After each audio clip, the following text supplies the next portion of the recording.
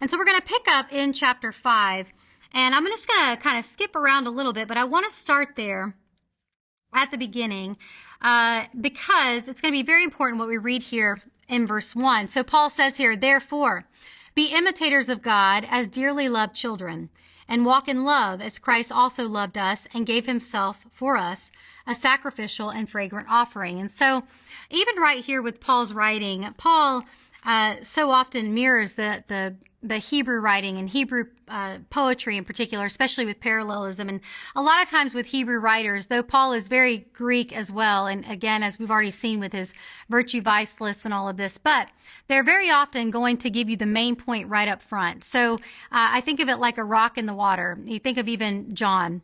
God is love. Boom. God is light. Boom. And you have to kind of chase the ripples out from there. So Paul is giving us the main point right here, and then everything else is going to come from this first point. So he said, be imitators of God as dearly beloved children. Walk in love as Christ also loved us. So ethic of example there, again, one of my favorite things about Christianity is the fact that we are never going to be asked to do anything that Christ has not done himself. Christ says, you forgive because I forgave you.